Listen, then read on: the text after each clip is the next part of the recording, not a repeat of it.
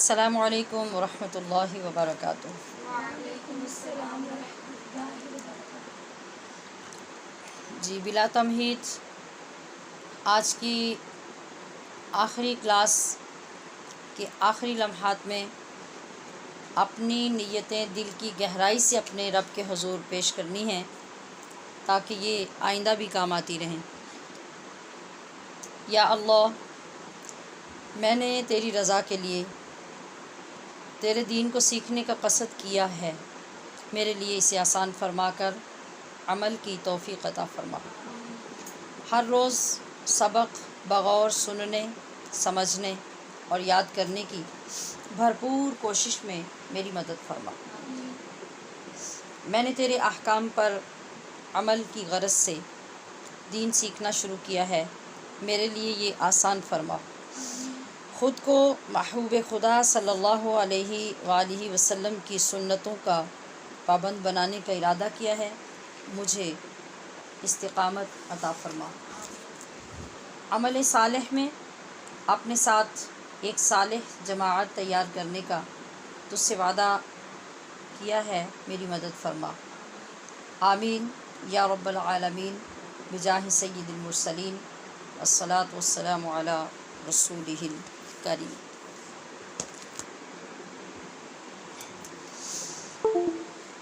اعوذ باللہ من الشیطان الرجیم، بسم اللہ الرحمن الرحیم۔ اللہ اکبر کبیرا والحمد للہ حمدا کثیرا سبحان اللہ بکرۃ و اصیلا۔ تکبیرات میرے ساتھ مل کے پڑھیے۔ اللہ اکبر، اللہ اکبر، لا الہ الا اللہ واللہ اکبر، اللہ اکبر وللہ الحمد، اللہ اکبر، اللہ اکبر۔ یا میں غلط پڑھ رہی ہوں یا آپ؟ جی میں نے دونوں کو اکٹھے اس لیے پڑھا ہے کہ آپ کو یہ پتہ چلے کہ یہاں ملانے کی صورت میں ہم نے کیسے پڑھنا ہے۔ اللہ اکبر، اللہ اکبر، لا الہ الا اللہ واللہ اکبر، اللہ اکبر وللہ الحمد، اللہ اکبر، اللہ اکبر، لا الہ الا اللہ واللہ اکبر، اللہ اکبر وللہ الحمد۔ یا رب لک الحمد کما ینبغی لجلال وجہک وعظیم سلطانک، حمدا کثیرا طیبا مبارکا دائما ابدا ابدا۔ مولاي صل وسلم دائما ابدا علی حبیبک خیر الخلق کلہم، فإن من جودک الدنیا وضرتها ومن علومک علم اللوح والقلم۔ یا رب بالمصطفى بلغ مقاصدنا واغفر لنا ما مضى یا واسع الکرم۔ تکبیرات کا آغاز اس لیے میں نے کروایا آپ سے کہ آپ کو تکبیرات کے متعلق جو احکام بتائے گئے ہیں انہیں توجہ سے سماعت کرنا چاہیے اور اس میں سنیں کہ آپ کو کیا ترغیب دلائی گئی ہے، اور اس انداز سے جتنے بھی دن باقی رہ گئے ہیں 13 ذی الحج تک جو ہم نے پہنچنا ہے، اس میں ان کلمات کو اپنی زبانوں کا وظیفہ اور اپنا لہجہ بنائیے تاکہ آپ کے آواز میں، انداز میں اور آپ کی شخصیات پر ان کی نورانیت اور ان کی جو فضیلتیں ہیں وہ دوسروں کو نظر آنی شروع ہو جائیں۔ یہ اس لیے میں نے اس کے بعد ابھی لائیو آپ کے سبق میں بھی یہ عرض کیا۔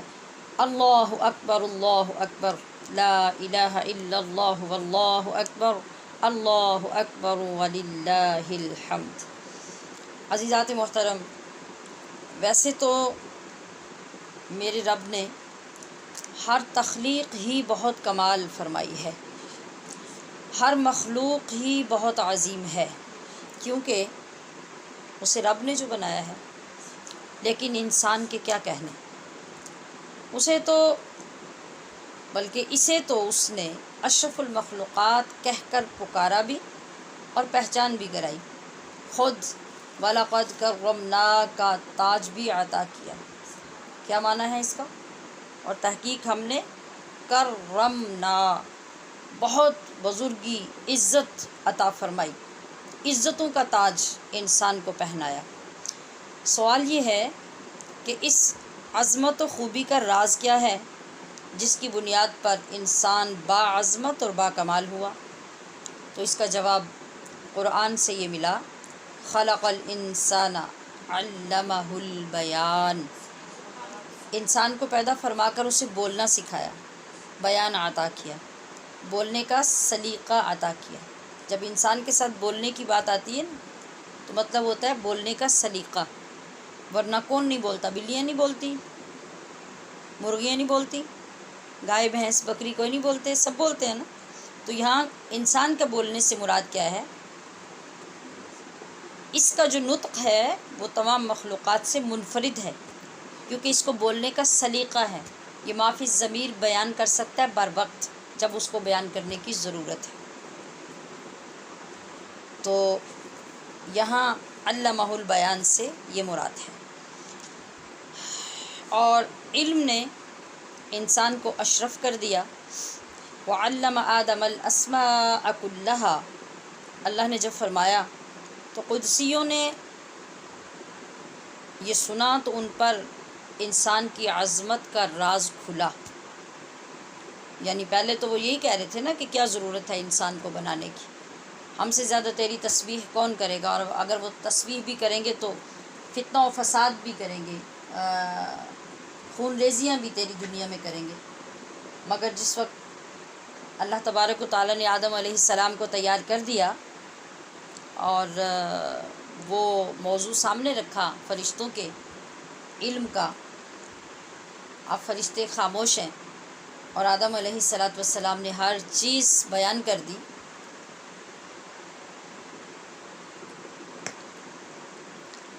اس وقت اس قدسی جماعت کو پتہ چلا کہ انسان کی عظمت کیا ہے اور کس لیے اللہ پاک نے اس کو پیدا کیا۔ اور قرآن نے پھر یہ وضاحت بھی فرمائی، قُلْ هَلْ يَسْتَوِي الَّذِينَ يَعْلَمُونَ وَالَّذِينَ لَا يَعْلَمُونَ، کہ جاہل اور عالم کبھی برابر نہیں ہو سکتے۔ آدمی کو، جملہ توجہ سے سنیے، آدمی کو انسان بننے کے لیے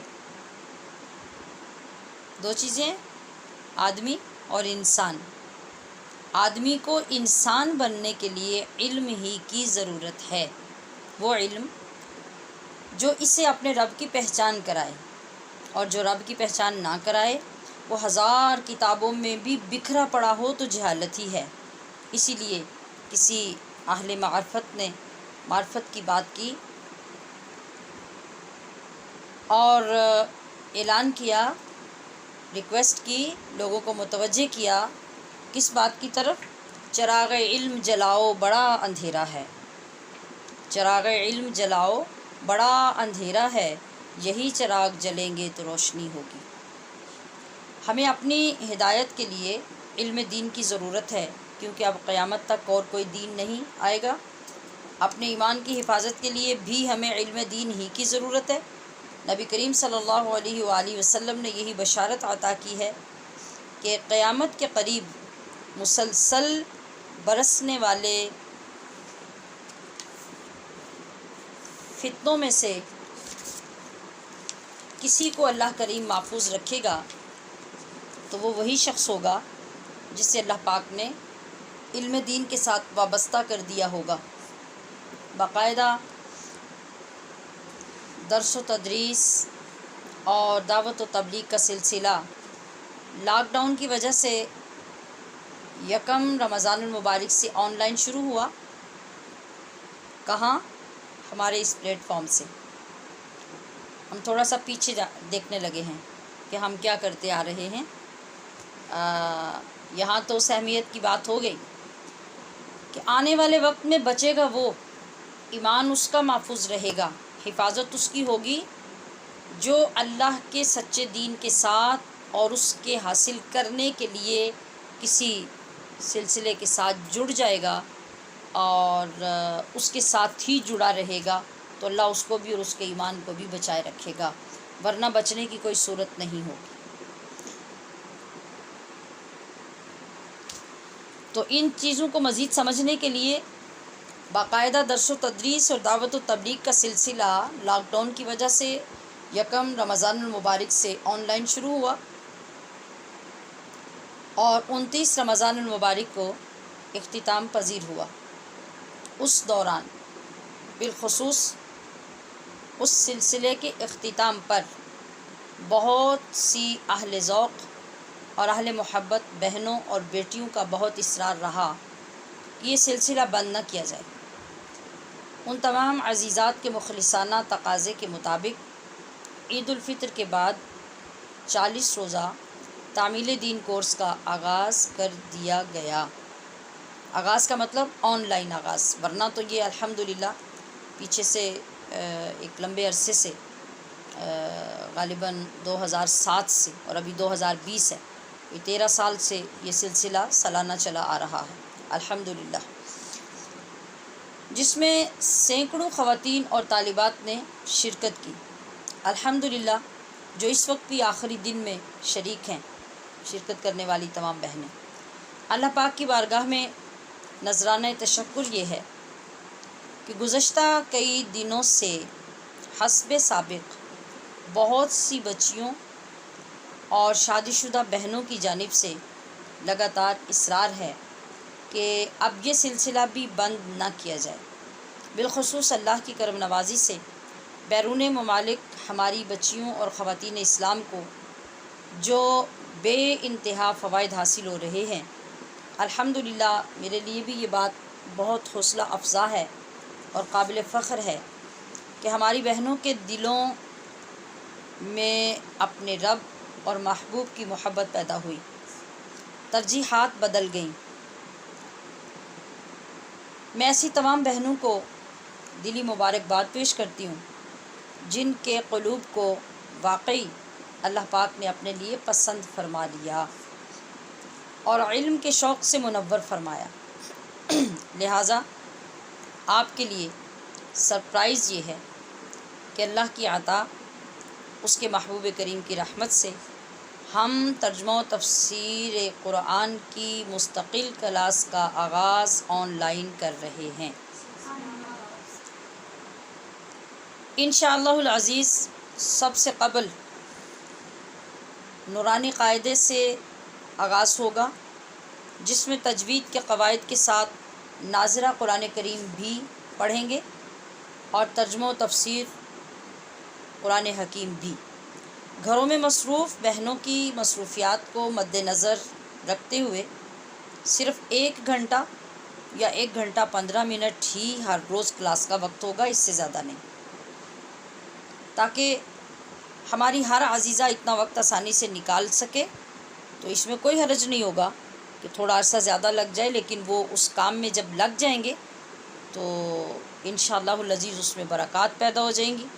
تو چونکہ یہ تو ایک کورس تھا ایک معینہ مدت تک، اور میں نے چاہا کہ اس میں جتنا زیادہ جو ضروریات کا علم تھا وہ آپ تک منتقل ہو جائے، لہٰذا اس میں ہمارا نصاب لینتھی رہا، وقت بھی زیادہ رہا۔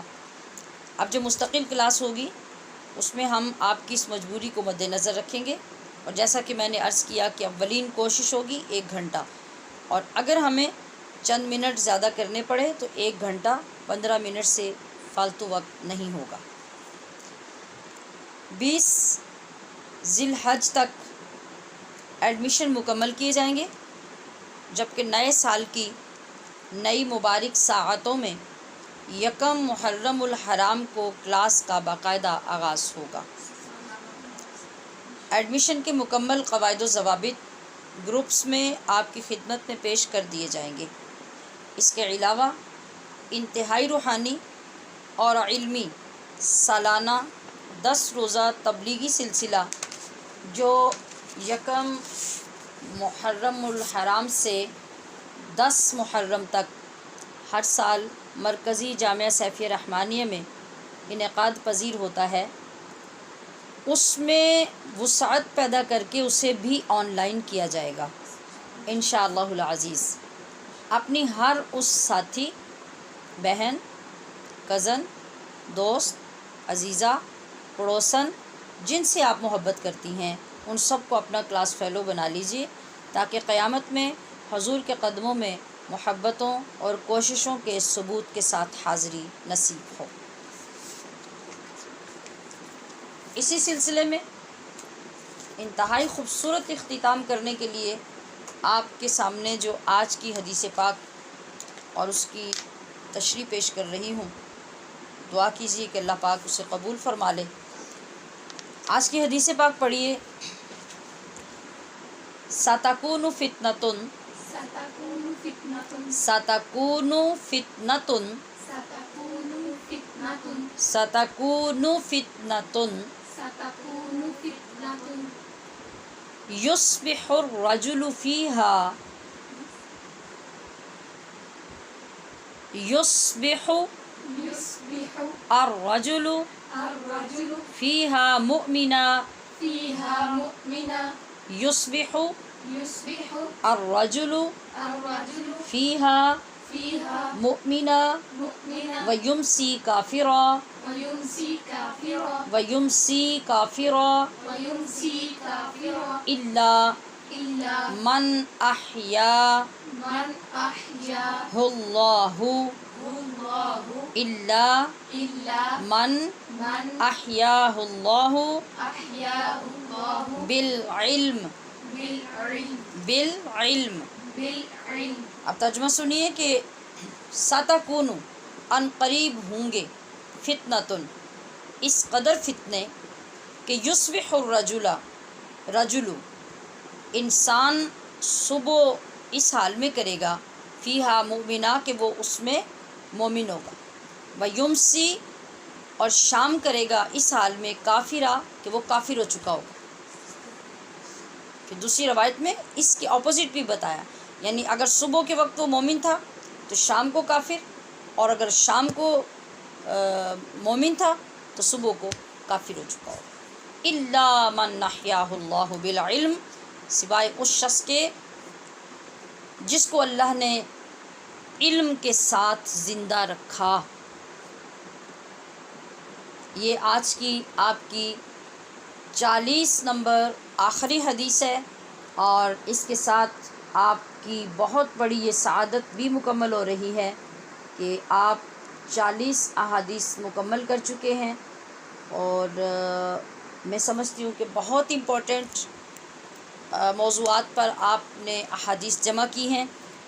اس کا سلسلہ تب تک آپ کا جاری رہنا چاہیے، آپ ان کو ریوائز کرتے رہیں، ایک دوسرے کو سناتے رہیں، ایک دوسرے کے ساتھ وقتاً فوقتاً ڈسکس کرتے رہیں، دوسروں کو فارورڈ کرتے رہیں، تاکہ یہ سلسلہ آگے بالکل رکے نہیں، اور دوسرا یہ کہ آپ کو یہ احادیث مبارکہ بھولے نہیں۔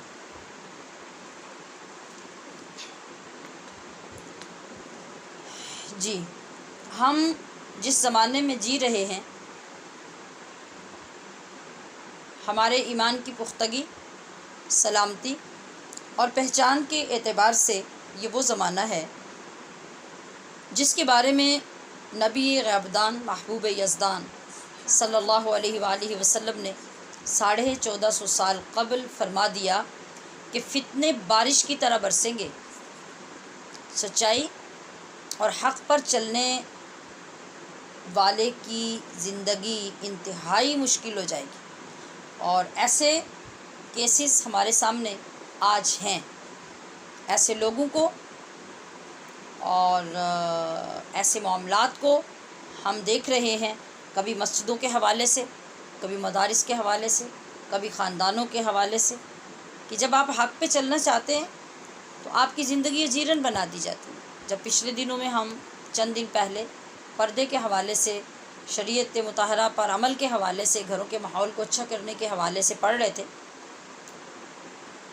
تو اس کے بعد ایک اسٹوڈنٹ نے ڈسکس کیا کہ اگر ہمارے والدین ہی ہمارا ساتھ نہیں دیں گھر میں تو ہم اپنے گھروں کے ماحول کو شرعی کیسے کر سکتے ہیں، اور جب ہم یہ کہتے ہیں کہ ہم اس کو شریعت کے مطابق ڈھالیں، اپنے گھروں کو اچھا کریں، رسول اللہ کی سنت کے مطابق ہم عمل کریں، تو سب سے پہلے ہمارے ماں باپ خود مخالف ہو جاتے ہیں، اور اس کے بعد پھر بہن بھائی اور عزیز و اقارب.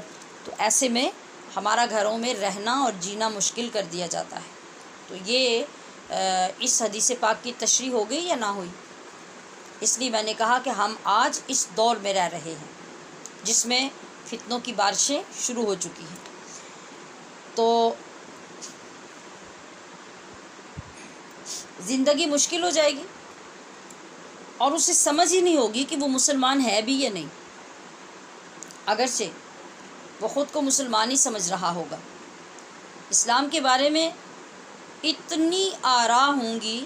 آراء کیا ہے؟ رائے کی جمع. ہر بندے کی اپنی رائے، ہر بندے کی اپنی رائے، اپنا مشورہ. اور علم کے اندر اور صاحب علم لوگوں کے جو فتاویٰ اور جو ان کے احکام ہیں ان کے اندر مداخلت ہوگی. اور آج آپ دیکھ رہے ہیں، ٹی وی پہ دیکھیں، میڈیا پہ دیکھیں، یہ سب کچھ ہو رہا ہے کہ کوئی شخص علماء دین کو علمی قواعد کے مطابق فیصلے نہیں کرنے دے رہا، نظام نہیں چلانے دے رہا، اور وہ لوگ جن کو بالکل بھی علم دین کے بارے میں کچھ معلوم نہیں، وہ مداخلت کر رہے ہیں، وہ ان کو غلط ثابت کرنے کی کوشش کر رہے ہیں. تو یہ 2-3 چیزیں میں نے عرض کر دی تاکہ آپ کی ریئل میں توجہ ہو جائے کہ واقعی ہم ایک خطرناک زمانے کے اندر رہ رہے ہیں، اور یہ وہی زمانہ ہے جو ہمیں دھکیل کر قیامت کی طرف لے جا رہا ہے. اپنی چال چل کے نہیں، دھکیل کر، یعنی تیزی سے. سفر کو آدھا بھی نہیں رہنے دیا جا رہا، اتنی تیزی سے فتنے اتر رہے ہیں اور ہم ان کے اندر الجھتے جا رہے ہیں.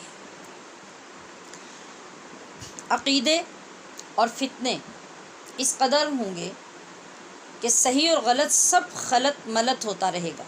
ہر شخص اپنے ذوق کے مطابق دین بیان کرنے کی کوشش کرے گا، دوسرے وقت میں کوئی اور اس کی مخالفت میں بیان کر دے گا.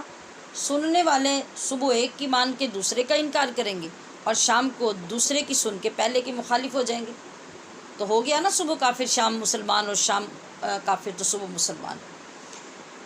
انہیں کوئی تحقیق، کوئی خبر، کوئی علم اور کوئی تصدیق نہیں ہوگی کہ سچ کیا ہے، جھوٹ کیا ہے. اور آج آپ حقیقت میں آج کل تو یہ چیزیں سننا ہی مشکل نہیں رہا.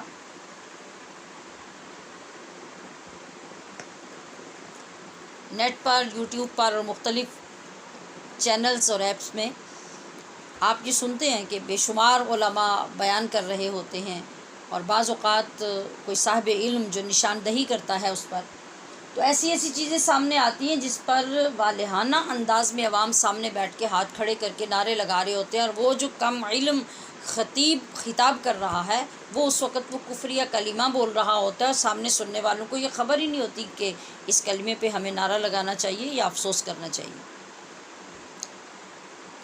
تو یہ حالات وہ ہیں جن کو ہم خود مشاہدہ کر رہے ہیں. اسی لیے معلم کائنات نے فرمایا کہ بچے گا وہی جس کو اللہ پاک اپنے دین کا علم حاصل کرنے کی توفیق عطا فرمائے گا. تو عزیزات محترم، ہم نے 40 دن علم کے نورانی ماحول میں گزار کر اور زندگی کے دینی اور دنیاوی امور سے پردہ اٹھا کر دیکھ لیا کہ ہم کس حال میں ہیں اور اپنے رب اور رسول کے ساتھ ہمارے تعلقات کیسے ہیں. دیکھ لیا نا، ہمیں کتنی چیزوں کا علم ہوا، کتنے اندازے ہوئے اپنی غلطیوں کے، اپنی پیچھے کی گزری ہوئی زندگی کی غلطیوں کے، موجودہ دور کی غلطیوں کے، اور ابھی بھی اپنی عبادات کے حوالے سے، اپنی تلاوتوں کے حوالے سے یہ سب چیزوں کا ہمیں اندازہ کرنے کا موقع ملا. تو اب ہمیں یہ سوچنے کی توفیق ملی کہ باقی زندگی کے لیے ہمیں کیا کرنا چاہیے تاکہ گزری ہوئی زندگی کی خطاؤں اور کوتاہیوں کا ازالہ ہو سکے. علماء کرام فرماتے ہیں اگر کوئی شخص یہ سوال کرے کہ میری زندگی کے 6 یا 8 گھنٹے باقی رہ گئے تو اب مجھے کون سا عمل کرنا چاہیے کہ ان تیزی سے چلتی ہوئی سوئیوں کے ساتھ اور کلاک کی ٹک ٹک کے ساتھ میرے جو وہ برے اعمال ہیں وہ کم ہوتے جائیں اور میں توبہ کے قریب سے قریب تر ہوتا جاؤں، ایسا کون سا سریع الاثر اور سریع الرفتار عمل ہوگا جو میں کروں کہ 6-8 گھنٹوں کے اندر، یہ تو ویسے ہی میں نے 6-8 کا عدد لکھ دیا، 2-3 بھی گھنٹے ہو سکتے ہیں، ایک بھی ہو سکتا ہے، اور اس وقت بھی کنفرم ہو سکتا ہے۔ اور جیسا کہ آج کل کتنے لوگ لا علاج کر کے ہاسپٹل سے گھر بھیج دیے جاتے ہیں کہ آپ گھر لے جائیں، ان کی جا کے خدمت کریں، اب ان کا کوئی علاج نہیں، اور ہماری آنکھوں کے سامنے وہ لوگ ہوتے ہیں اور ہمیں یقین ہوتا ہے کہ بس اب کسی بھی وقت ان کی روح پرواز کر جائے گی۔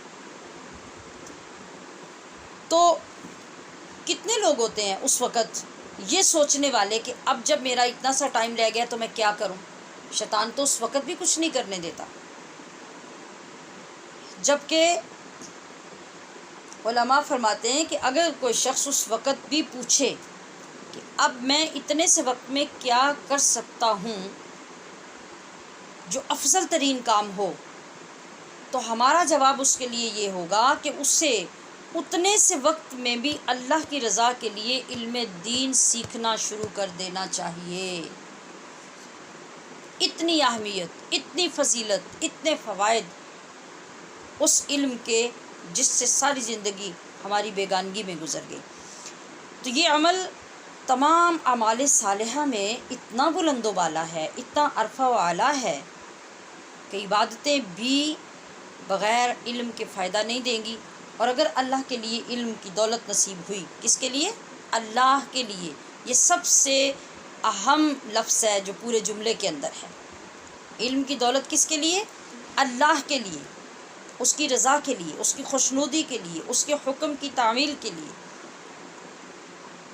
اور اتنا سا مختصر سا وقت بھی مل گیا اور ہمیں یقین ہو گیا کہ بس اب یہ 2-3 گھنٹے جو ہیں یہ ہمارے بالکل اینڈ والے ہیں، اور اس کے بعد ہمیں اپنا سب کچھ لے کے اللہ کے حضور پیش ہونا ہے، اور منکر نکیر ہمارے سامنے ہوں گے۔ تو علماء کرام کیا فرما رہے ہیں کہ اس وقت بھی اگر آپ اپنے ساتھ، اپنی زندگی کے ساتھ مخلص ہو گئے اور آپ نے سچی توبہ کر کے کوئی علم سیکھنا شروع کر دیا، کوئی دین کا مسئلہ کسی سے پوچھا، اس کو سمجھنا شروع کر دیا، اور ایسے میں آپ کی جان نکل گئی، تو عین ممکن ہے کہ کرم ہو جائے گا۔ پیارے آقا صلی اللہ علیہ وسلم کا فرمان عالی شان ملاحظہ کیجیے۔ آپ فرماتے ہیں کہ اگر ایک شخص کے لیے کوہ ابو قبیس سونے کا بن جائے، کوہ ابو قبیس کون سا ہے؟ جس کے اوپر کھڑے ہو کے نبی کریم صلی اللہ علیہ وسلم نے چاند کو 2 ٹکڑے کیا تھا، اور آپ کی ولادت گاہ مبارکہ کے بالکل ساتھ جڑا ہوا وہ پہاڑ جو صفا پہاڑ کے بالکل سامنے دوسری سائڈ پہ ہے، چونکہ وہ بالکل قریب تھا نا آبادی میں، تو چیز کی مثال اس کی دی جاتی ہے جو سمجھنے والے کو بہت اچھے سے سمجھ آ جائے، اس لیے اس پہاڑ کا نام لیا، ورنہ پہاڑ تو اس سے بھی بہت بڑے بڑے بھی ہیں، چھوٹے بھی ہیں، بے شمار پہاڑ ہیں۔ فرمایا کہ اگر کوہ ابو قبیس سونے کا بن جائے اور وہ ایک شخص کی ملکیت ہو، اور پھر وہ شخص وہ پہاڑ کا سارا سونا اللہ کی راہ میں صدقہ کر دے، اس کے مقابلے میں دین اسلام کا ایک باب کسی علم ضروریہ کا حاصل کرنے والا آدمی فضیلت میں زیادہ ہو جائے گا۔ اتنی فضیلت جس چیز کو حاصل کرنے کی ہے، یعنی جو ہماری زندگی سے متعلق ضروری علوم ہیں ان میں سے کوئی بھی علم، اس سارے علم کو نہیں کہا کہ تم عالم دین بن جاؤ گے، تم مفتی بن جاؤ گے اور تم محدث بن جاؤ گے، تو دوسری طرف ایک ابو قبیس پہاڑ کے برابر سونا رکھا ہوگا تو اس کو تم صدقہ کرو گے، تو ادھر سے یہ 8-10 سال لگانے کے بعد جب تم آؤ گے تو تمہاری فضیلت بڑھ جائے گی۔ نہیں، فرمایا کہ کسی بھی کتاب، کسی بھی علم، کسی بھی موضوع کے ایک باب کو سیکھنے والا، بعمل بننے والا، وہ ابو قبیس پہاڑ کے برابر سونا خیرات کرنے والے سے زیادہ افضل ہوگا، یہ کام اس کا زیادہ فضیلت والا ہوگا، بشرطے کہ اللہ کے لیے ہوا، اس کی رضا کے لیے ہوا۔ ایک اور حدیث مبارکہ میں فرمایا کہ صرف عبادت کرنے والے اور علم کے ساتھ عمل کی دولت حاصل کر کے عبادت کرنے والا، 2 بندے کون ہیں جن کو کمپیئر کیا جا رہا ہے؟ وہ بھی مصلی پہ کھڑا ہے، یہ بھی مصلی پہ کھڑا ہے، وہ بھی پاک اور جو مطہر ہو کے اللہ کے حضور آ کے کھڑا ہے، یہ بھی کھڑا ہے. یعنی یہ نہیں ہے کہ وہ دنیا دار ہے، وہ بد کردار ہے، وہ برا شخص ہے اور اس کے ساتھ کسی عالم کو کمپیئر کیا جا رہا ہے. وہ عبادت گزار ہے اور لیکن علم کے بغیر عبادت کرنے والا ہے. وہ تہجد بھی پڑھتا ہے، اوابین بھی پڑھتا ہے، اشراق بھی پڑھتا ہے، تلاوت بھی کرتا ہے، جو اس کے پاس ہے اس کے مطابق ہے. لیکن دوسری طرف کیا ہے؟ دوسری طرف وہ جو اللہ کے دین کو سیکھ کر، مسائل و احکام کو سمجھ کر پھر عبادت کرنے والا ہے. تو رسول اللہ صلی اللہ علیہ وسلم نے فرمایا ان دونوں کے درمیان جو دونوں اکٹھے مصلی پہ کھڑے ہیں 70 درجوں کا فرق ہے. آپ کو پتہ ہے درجہ کیا ہوتا ہے؟ درجہ کہتے ہیں سیڑھی کو، سٹیپ کو. یہ جو ہمارے سٹیپس ہوتے ہیں 1 2 3 4 ہم چڑھتے ہیں اوپر، ایک فلور سے دوسرے پہ جانے کے لیے یا گراؤنڈ فلور سے فرسٹ فلور پہ جانے کے لیے عموماً کتنے سٹیپس ہوتے ہیں؟ 15 20. اور یہ ہر قدم کے بعد اگلا سٹیپ ہوتا ہے. پہلا قدم پہلی سیڑھی پہ، دوسرا قدم دوسری سیڑھی پہ، تیسرا قدم تیسری پہ. تو اگر 20 سیڑھیاں ہیں تو 20 قدم اونچائی پہ ہمارا فرسٹ فلور ہے. ٹھیک ہے؟ حضور فرما رہے ہیں کہ 70 درجے کون شخص بلند ہے؟ جو علم کے ساتھ عمل کی دولت سے بہرہ ہوتا ہے اور پھر وہ عبادت کرتا ہے. تو وہ 70 درجے اس سے بلند ہے جو خالی عبادت کرنے والا ہے. جن درجات کا ذکر رسول خدا صلی اللہ علیہ وسلم فرما رہے ہیں نا، یہ درجات نہیں ہیں، وہ جنت کے درجات ہیں. اور ان کی مسافت جانتے کتنی ہے؟ مختلف احادیث میں مختلف مسافتیں ان کی ذکر کی گئی ہیں. کہیں فرمایا گیا کہ تیز رفتار دوڑنے والا گھوڑا آج دوڑنا شروع کرے اور 70 سال تک بغیر آرام کے دوڑتا جائے دوڑتا جائے دوڑتا جائے، جہاں جا کے وہ رکے گا اور 70 سال کا عرصہ پورا ہوگا، وہاں کیا ہوگا؟ وہاں 1 درجہ مکمل ہوگا، 1. اور کہیں کسی حدیث پاک میں یوں ہے کہ 500 سال تک. کہیں یہ بھی فرمایا گیا کہ ایک آسمان سے دوسرے آسمان کے درمیان جتنا گیپ ہے وہ 1 درجہ ہے. اس طرح کے 70 درجے جو شخص دوسرے سے بلند ہوگا اس کی بلندی کا اندازہ کون کرے گا؟ ہمشیران محترم، علم کی بات جب بھی ہو، علم کی فضیلت جہاں بھی ہو، یہ ضرور یاد رکھیے کہ اس سے مراد صرف چند مخصوص کتابیں یا کورسز نہیں ہوا کرتے، بلکہ وہ خشیت، ادب، خوف خدا، عشق مصطفیٰ اور عمل کا کبھی کمزور نہ ہونے والا جذبہ نصیب ہو جانے کا نام علم ہے. اس کو علم کہا جائے گا. اور زندگی میں جتنی مہلت مل جائے، جتنا بھی سیکھ سکے، یا کم از کم فرض علوم کا سیکھنا اپنے لیے لازم کر لینا تو اللہ نے بھی لازم کیا ہے. ہماری بہت سی بہنوں اور بیٹیوں کے پاس علم سے محروم اور دور رہنے کی بہت سی کمزور وجوہات اور کمزور ترین عذر ہوتے ہیں. میں نے کمزور اور پھر کمزور ترین 2 لفظ استعمال کیے ہیں جان بوجھ کر، تاکہ میری تمام بہنوں کو یہ خیال دامنگیر ہو کہ اس دنیا کا کوئی بھی کام جو دین کا علم سیکھنے میں حائل ہوتا ہے نا، وہ کمزور ترین ہی ہوتا ہے. وہ مکڑی کے جالے کی طرح ہوتا ہے جس کو آپ ہلکا سا جھاڑو لگاتی ہیں اور وہ سارا لپٹ کے ختم ہو جاتا ہے. اس کی کوئی ویلیو اور کوئی وجود باقی نہیں رہتا. دنیا کے تمام کام ایسے ہی فریب ہیں اور وہ شیطان ہمارے سامنے لا کے ایسے ہی کھڑا کرتا ہے. وہ مکڑی کے جالے کو پہاڑ بنا کے کھڑا کر دیتا ہے. تو پھر عورت بھی وہی عذر پیش کرتی ہے. اس لیے میں نے کہا کہ کمزور اور کمزور ترین. اور اگلی بات پتہ ہے کیا ہے؟ اگلی بات یہ ہے کہ دنیا جانتی ہے کہ عورت جو کرنا چاہے،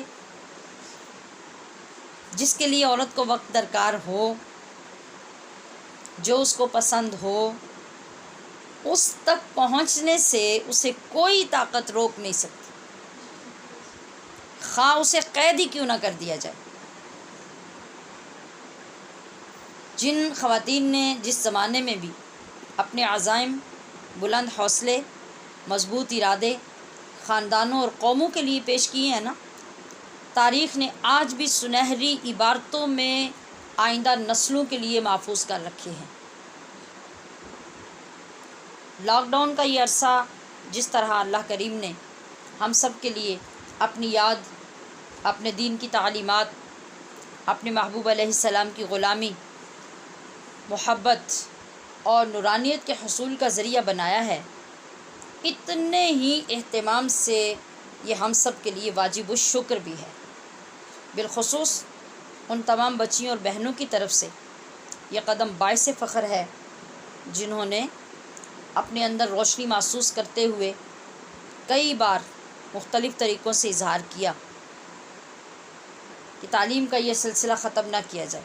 میں نے جیسا کہ ابھی آغاز میں آپ کے سامنے یہ سب عرض کیا کہ یہ اسی وجہ سے، ورنہ پابند ہونا بہت سے معاملات کے ساتھ کلاس کے لیے اپنے آپ کو باؤنڈ کرنا یہ انتہائی مشکل ہے میرے لیے، مگر میں سمجھتی ہوں کہ اگر آپ تیار ہو گئے ہیں تو میری یہ ذمہ داری بنتی ہے کہ میں آپ کے ساتھ کھڑی ہوں اور آپ کے حوصلے کو کم نہ ہونے دوں۔ تو انشاءاللہ العزیز ہر روز کا مختصر وقت ضرور ہماری بخشش، نجات اور آنے والی نسلوں کے لیے مشعل راہ بنے گا، وہ وقت جس کا بھی ہم نے نئے سرے سے اعلان کیا ہے۔ ہماری کوشش تو بارگاہ رسالت مآب میں حاضری کی ہوگی۔ کیا ہوگا؟ ہم نے وہ جو 1 گھنٹہ روز گزارنا ہے وہ صرف حضور کی بارگاہ میں حاضر ہونا ہے کہ روز ہماری حاضری لگتی جائے، پورے سال کے بعد چیک ہو جائے کہ نالائق ہی صحیح لیکن آتی تو رہی ہے۔ ورنہ اگر ہم یہ کہیں کہ ہم اس سے علم حاصل کر لیں گے تو یاد رکھیے علم تو ایک سمندر ہے، اور سمندر بھی پتہ ہے کیسا؟ جو پانی سے بھرا ہوا ہے، نہ اس سمندر کو کوئی عبور کر سکتا ہے اور نہ ہی مکمل اس کو پی سکتا ہے۔ کوئی اس ظام میں نہ رہے کہ ہم نے 20 سال پڑھا تو ہم ایسے عالم بن گئے کہ ہم نے سارے علوم حاصل کر لیے۔ بس صرف اپنے حصے کی سعادت کو پہنچنا ہے۔ جو بہنیں اور بچیاں خود کسی وجہ سے نہ بھی وقت دے سکتی ہوں، یہ میں ایک اور بات آپ کے سامنے رکھنے لگی ہوں جس سے سر سے لے کے پیروں کے ناخنوں تک آپ سرشار ہو جائیں گے انشاءاللہ کہ اللہ کریم نے آپ کے لیے کتنے دروازے رحمتوں کے کھولے ہیں، کتنے دروازے کرم کرنے کے لیے آپ کے لیے واقع کیے ہیں کہ آپ کسی دروازے پر بھی قدم رکھیں تو اللہ کی رحمت فوراً آپ کو والہانہ ویلکم کرے گی۔ تو میں کیا عرض کر رہی ہوں کہ جو بہنیں اور بچیاں خود کسی وجہ سے نہ بھی وقت دے سکتی ہوں، یعنی فوراً مثال کے طور پہ ممکن نہیں ہے، جیسے کسی کا بچہ بہت چھوٹا ہو، کسی کے گھر میں بچہ پیدا ہوا ہو، کسی کی شادی ہونے والی ہو، کوئی کسی اور اسٹڈی میں بزی ہو، تو فی الفور اگر وہ نہیں کر سکتی تو وہ اگلے مرحلے میں تو داخل ہو سکتی ہیں، یعنی اپنے ارادے کو آگے تک لے جا سکتی ہیں اور دوسرے مرحلے میں، دوسرے بیچ میں وہ اپنے آپ کو شامل کر سکتی ہیں۔ ایک تو یہ چیز ایسا کرنا، یعنی ارادہ کر لینا اور پھر فری ہونے کے لیے انتظار کرنا اس وقت کے آنے کا شدت سے، تو یہ انتظار بھی باعث اجر و ثواب اور ارادہ بھی باعث اجر و ثواب، یہ بھی نفع سے خالی نہ رہا۔ پھر ایک اور کیٹیگری ہے، وہ یہ کہ ہماری بہت سی بہنیں جن کو لکھنا پڑھنا نہیں آتا، مطلب سن سکتی ہیں، جو چیز زبانی یاد رہے گی وہ کر لی، لیکن وہ لکھ نہیں سکتی، لکھنا نہیں آتا، دیکھ کے پڑھنا نہیں آتا، ان کو ایک لانگ ٹائم چاہیے، وہ اپنی اس قابلیت کے مطابق کوشش کرے۔ اور پھر کچھ جو بزرگ خواتین ہو گئیں جو یہ نہیں کر سکتی، کچھ نابینا خواتین ہو گئیں جو بالکل لکھ پڑھ نہیں سکتی، وہ صرف سن سکتی ہیں۔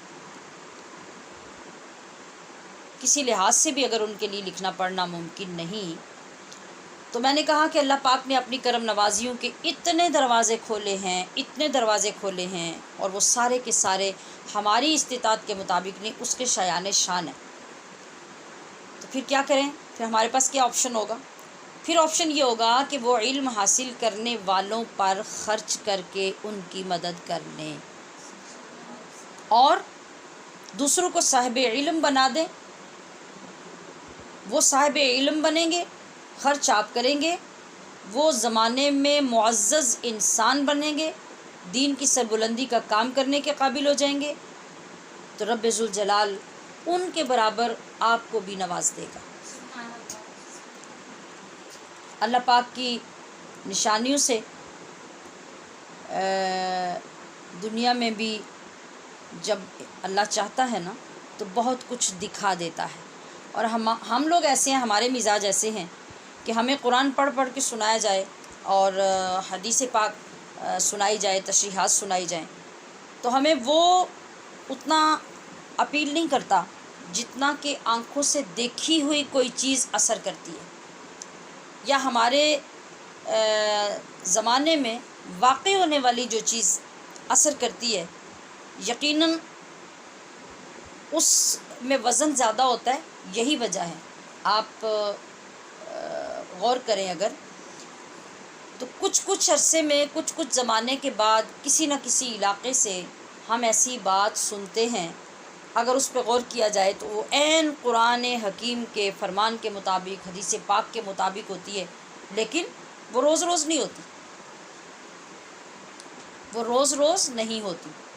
مثلاً مجھے یکدم ایک بات یاد آ گئی، بہت سال گزر گئے، سمڑیال کے بالکل قریب ایک گاؤں ہے روڈ کے اوپر، مجھے اب اس کا نام نہیں یاد، ابھی حال ہی میں وہاں پہ یونیورسٹی، لوکیشن مجھے یاد ہے، وہاں پہ یونیورسٹی وغیرہ اور وہ کافی ڈیولپمنٹ ہو رہی ہے، بالکل سمڑیال میں داخل ہونے سے پہلے وہاں پہ جس جگہ پہ پروگرام تھا، وہاں جب میں حاضر ہوئی تو اسی گھر کے قریب 2-3 گھر چھوڑ کر ایک گھر میں چند دن پہلے وفات ہوئی تھی، اور اس وفات میں ایک اسکول کی اسٹوڈنٹ بچی فوت ہوئی تھی۔ پورے علاقے میں جو ڈسکشنز ہو رہی تھی، اور وہاں محفل میں بیٹھ کر بھی جو لوگ بیان کر رہے تھے، اور انہوں نے مجھے بتایا کہ آپ اس کو بیان کریں، لوگوں کو بتائیں۔ وہ بات کیا تھی کہ پورے اپنے علاقے کی بچیوں میں سے وہ بچی زیادہ ماڈ قسم کی، زیادہ فیشنیبل اور زیادہ فری قسم کے لباس پہننے والی۔ اگر ایک فیشن چھوٹے لباس کا آیا تو پھر اس کو اتنا چھوٹا کر دیا کہ چھوٹا کہتے بھی شرم آنے لگی، اور اگر لمبے کا رواج آیا تو اس کو بھی حد سے زیادہ لمبا کر دیا۔ اچانک اس بچی کی ڈیتھ ہو گئی۔ اب یہ دور کی بات نہیں، اور کتاب کی کسی کی بات نہیں، کسی زمانے کی بات نہیں، یہ بالکل وہاں جس محفل میں میں حاضر ہوئی اس سے 2 دن پہلے کی بات ہے، اور اسی گلی میں 2 گھر چھوڑ کے اس گلی میں گھر میں یہ واقعہ ہو رہا ہے۔ تو جس وقت اس بچی کو غسل دلایا گیا اور اس کو کفن پہنایا جاتا ہے، آپ جانتے ہیں کہ ہمارے ہاں جو کفن تیار ہوتے ہیں اس میں کتنا زیادہ کپڑا استعمال ہوتا ہے، اور تہ در تہ سارے کپڑے، جو عورت کے 5 کپڑے ہوتے ہیں وہ کتنے بڑے بڑے سے سارے تیار کیے جاتے ہیں۔ اس بچی کا جب کفن تیار کیا جاتا ہے، اور وہ یعنی برابر میں اسی انداز سے ایک جو ماہر اور پرفیکٹ بندہ ہے وہ کفن تیار کرتا ہے، لیکن جس وقت اس کو کفن پہنایا جاتا ہے تو جب اس کے کفن کو پیروں کی طرف سے سیدھا کرتے ہیں تو سر سے چھوٹا ہو جاتا ہے، اور جب سر کی طرف اوپر کرتے ہیں تو پیر ننگے ہو جاتے ہیں، پیروں سے چھوٹا ہو جاتا ہے، اور کئی بار اس عمل کو دہرایا گیا لیکن اس بچی کا کفن پورا نہیں ہو سکا۔ اچھا، اب کیا اس ایک بچی نے ایسا فیشن کیا تھا جس کے ساتھ ایسا ہوا؟ یعنی صرف وہی دل دادا تھی فیشن کی کہ اللہ نے اس کو عبرت بنایا لوگوں کے سامنے، اور ہر گھر میں اس بچی کے اس کے والدین کی بات ہو رہی ہے؟ وہ تو ہر گھر میں آج بھی بچیاں موجود ہیں، آج بھی اوٹ پٹانگ فیشن کرنے والی اور نہ ماننے والی اور شریعت کے خلاف چلنے والی خواتین بھی، مائیں بھی، بیٹیاں بھی، دادیاں بھی، نواسیاں بھی، پوتیاں بھی، سب ایسی خواتین اور بچیاں موجود ہیں۔ لیکن دکھاتا اللہ پاک کبھی کبھی ہے، جو ایک عرصے تک پھر لوگوں کی زبان پہ وہ قصہ رہتا ہے، لوگ ڈرتے رہتے ہیں، بہت سے لوگوں کو توبہ نصیب ہو جاتی ہے، بہت سے لوگ اگنور کر دیتے ہیں۔ یہ اللہ کا نظام ہے، ایک نظام آج بھی ہم دیکھتے ہیں۔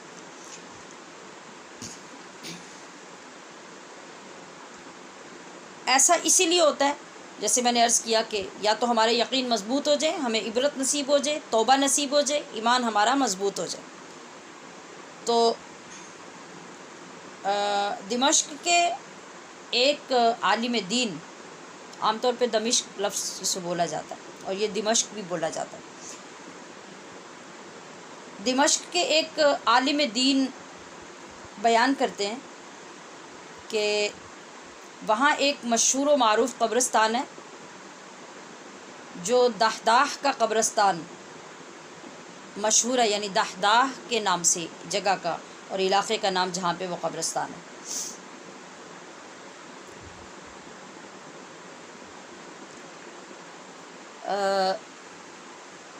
وہاں ایک واقعہ پیش آیا جس کو وہاں کے گورکن نے بیان کیا، جو قبریں بناتا تھا، لوگوں کو دفن کرتا تھا، اس کے سامنے یہ واقعہ جب اس قبرستان میں پیش آیا، اس نے لوگوں کو سنایا، اور یہ جو دہداہ کا قبرستان ہے اس میں بے شمار علماء، بے شمار مشائخ اور بے شمار شہداء کی قبریں ہیں۔ جو اہل علم لوگ ہیں نا، وہ لوگ جب دمشق میں جاتے ہیں تو وہ خاص طور پہ اس قبرستان کی زیارت کے لیے جاتے ہیں، یعنی قصہ کہانی کی بات نہیں، ریئل میں پوری لوکیشن عرض کرنی اور اس کی حالت بھی۔ وہاں جو گورکن تھا وہ کہتا ہے کہ میرا چونکہ یہ کام تھا، ہر بندہ جس کے گھر میں فوتگی ہوتی وہ آتا، مجھے آ کے بتا جاتا، میں قبر کھودتا۔ ایک دن ایک خاتون آئی اور اس خاتون نے مجھے قبر تیار کرنے کو کہا، میں نے قبر تیار کر دی۔ اپنے مقررہ وقت پر ایک جنازہ آیا، اس جنازے کے ساتھ کوئی زیادہ لوگ نہیں تھے، تھوڑے سے لوگ تھے، اور جنازہ لا کے جب رکھا گیا، مجھے دفنانے کا کہا گیا، تو میں نے دیکھا کہ وہ جنازہ جس صندوق میں تھا، اس صندوق کو کھولا تو اس کے اندر ایک نوجوان لڑکے کی لاش تھی۔ میں نے اپنے طریقے کے مطابق صندوق کو قبر کے قریب کیا، اس کو کھولا، میں قبر کے اندر اترا، اور لوگ جب میت نکال کر میرے حوالے کرتے ہیں، میں نے میت کو لیا، قبر میں جب اتارنے لگا تو اچانک میں نے کیا دیکھا کہ قبر ایک باغ بن گئی، قبر ایک باغ بن گئی اور میں اس کے اندر کھڑا ہوں۔ لیکن یہ جو حقیقی واقعہ ہے یہ میرے سوا کسی اور کو نہیں دکھ رہا، باغ میں دیکھ رہا ہوں، اس کے علاوہ باقی لوگ قبر کو قبر ہی دیکھ رہے ہیں۔ میں نے دیکھا کہ وہ قبر جب باغ بنی تو باغ ایسا تو نہیں ہوتا نا کہ وہ 6 فٹ لمبا ہو اور 3 فٹ چوڑا ہو، بس وہ باغ ہے۔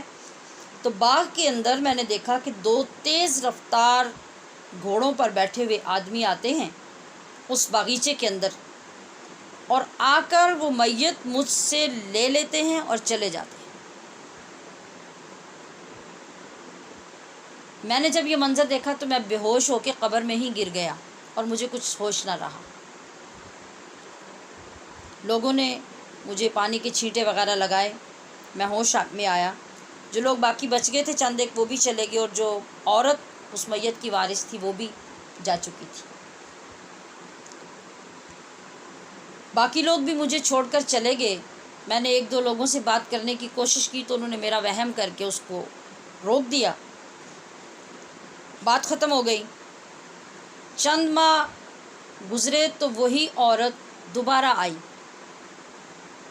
اور اس نے مجھے قبر بنانے کا کہا۔ میں نے قبر تیار کر دی، جنازہ آ گیا۔ آج بھی وہی سین تھا کہ جنازے کے ساتھ بہت زیادہ رش نہیں تھا، ہجوم نہیں تھا، کچھ لوگ تھے، اور وہ صندوق میں جنازہ بند کر کے لائے۔ جنازہ پڑھا گیا اور میں اسی طرح اپنی ڈیوٹی دینے کے لیے قبر میں اترا۔ لاش کو صندوق سے نکال کر لوگوں نے جو میرے حوالے کیا اور میں اسے قبر میں اتارنے لگا تو آج پھر وہی کچھ ہوا۔ آپ نے ایک لمحے کے لیے بھی یہ نہیں سوچنا کہ یہ کوئی کہانی سنائی جا رہی ہے، یہ ریئل واقعہ ہے، ریئل واقعہ، اور ایک مستند عالم دین اس کو سنا رہے ہیں۔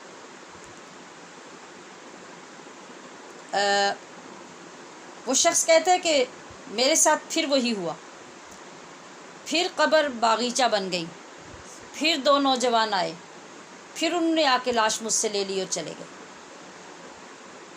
لیکن کہتا ہے کہ آج میں بے ہوش نہیں ہوا، آج میں اپنی اسی حالت میں نارمل رہا۔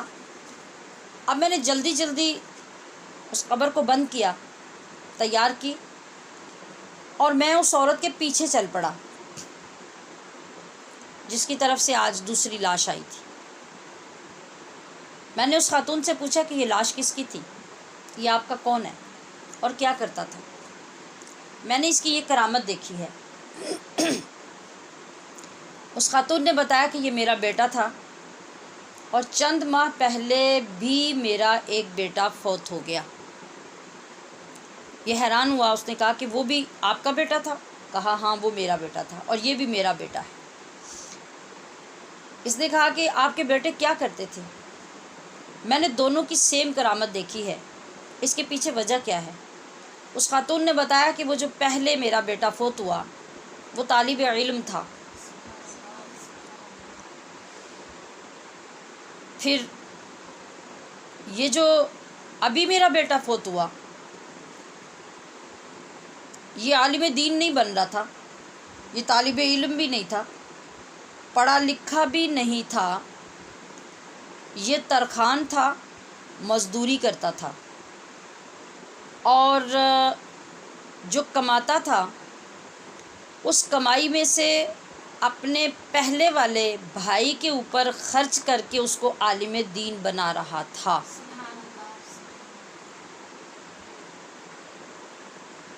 تو جو اللہ پاک نے اور اس کی رحمت نے سلوک طالب علم کے ساتھ کیا، اس پہ خرچ کرنے والے کے ساتھ بھی وہی سلوک کیا، جو مقام اس کو دیا وہی مقام اس کو دیا۔ اب آگے سنیے، وہ یہ آخری جو میں الفاظ بولنے لگی ہوں یہ بالخصوص تمام ان بہنوں اور بچیوں کے لیے یہ میری طرف سے تحفہ ہوگا جو آج اس کورس کو مکمل کر کے اگلی سیڑھی پر قدم رکھنے کے لیے تیار ہو رہی ہیں۔ گورکن کہتا ہے کہ میں نے فوری طور پہ قبرستان چھوڑ دیا اور میں سیدھا مسجد میں گیا، وضو کیا، نوافل ادا کی اور اللہ کی بارگاہ میں توبہ کی۔ یعنی توبہ سے مطلب کہ اپنی وہ غفلت اور دین سے دوری اور بے علمی کی جو زندگی تھی میں نے اس سے توبہ کی۔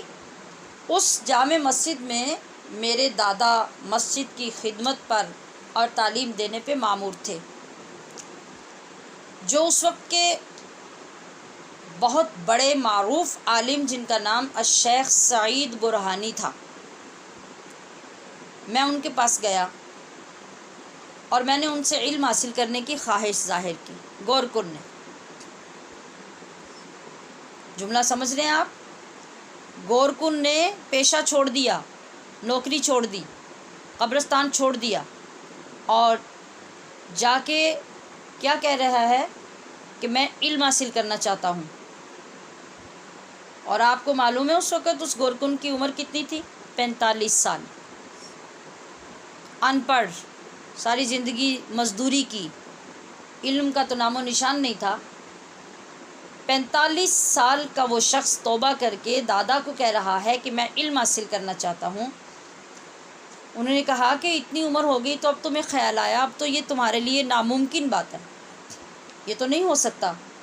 اس نے سارا واقعہ سنا دیا تو شیخ نے حوصلہ افزائی فرمائی۔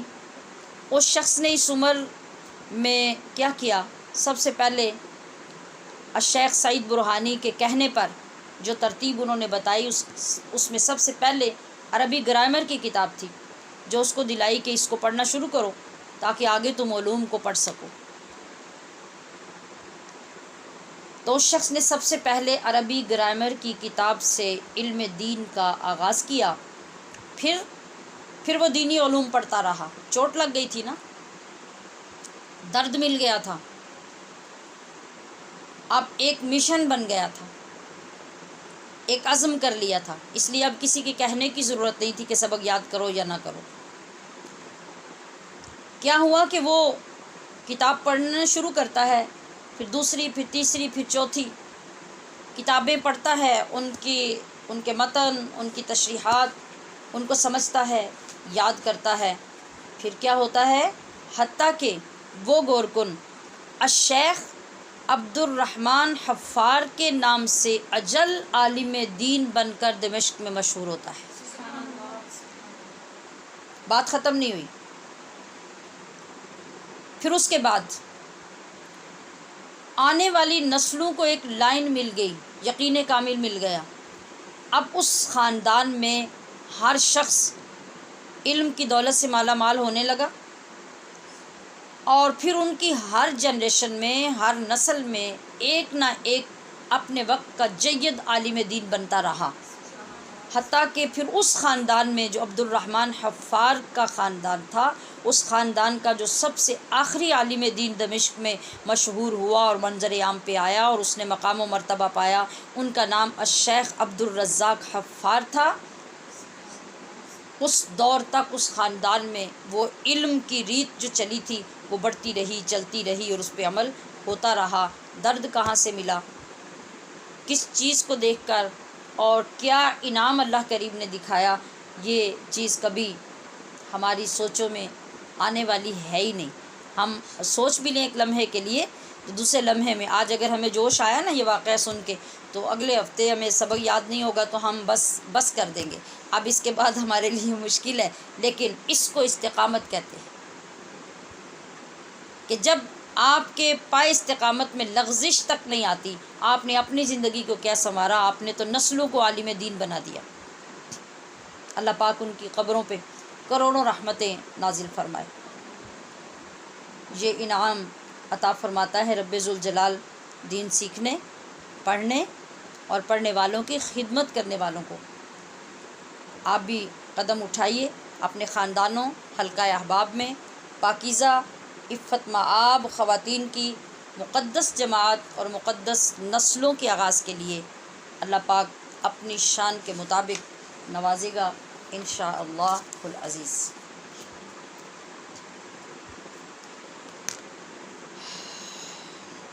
دعا کر لیتے ہیں۔ سبحان ربک رب العزت عما یصفون وسلام علی المرسلین والحمد للہ رب العالمین۔ ربنا اللہم ربنا تقبل منا انک انت السمیع العلیم وتب علینا یا مولانا انک انت التواب الرحیم۔ ربنا اللہم ربنا ظلمنا انفسنا وان لم تغفر لنا وترحمنا لنکونن من الخاسرین۔ ربنا اللہم ربنا لا تؤاخذنا ان نسینا او اخطأنا ربنا ولا تحمل علينا اصرا كما حملته على الذين من قبلنا ربنا ولا تحملنا ما لا طاقة لنا به واعف عنا واغفر لنا وارحمنا انت مولانا فانصرنا على القوم الكافرين ربنا لا تزغ قلوبنا بعد إذ هديتنا وهب لنا من لدنك رحمة إنك أنت الوهاب اللهم أحسن عاقبتنا في الأمور كلها وأجرنا من خزي الدنيا وعذاب الآخرة إلهي أنت مقصودنا ورضاك مطلوبنا أعطنا محبة ذاتك ومعرفة صفاتك يا الله یا اللہ یا اللہ۔ اے اللہ، اے پروردگار، اے بے کسوں کی پکار سننے والے اور جواب عطا کرنے والے، اے ماں باپ سے زیادہ مہربان اللہ، ہم تیری گناہ گار بندیوں نے تجھے پکارا، فریاد کی، تیرے پاک کلام کو دیکھا، پڑھا، اس کی زیارت کی، اس کا احترام کیا۔ ہم اقرار کرتے ہیں، گواہی دیتے ہیں کہ تو یکتا ہے، تو احد ہے، تو واحد ہے، تو صمد ہے، لم یلد ہے ولم یولد ہے۔ اور ہم یہ بھی اقرار کرتے ہیں کہ تیرے محبوب محمد مصطفیٰ صلی اللہ علیہ وسلم محبوب بندے اور آخری نبی ہیں۔ تو نے جو عزتیں ہمیں عطا کیں، جو خلافتیں ہمیں عطا کیں، جو عظمتیں ہمیں عطا کیں، جو دولتیں ہمیں نصیب کیں، ہم نے ان میں سے کسی چیز کی قدر نہیں کی، تیری نعمتوں کا حق ادا نہیں کیا۔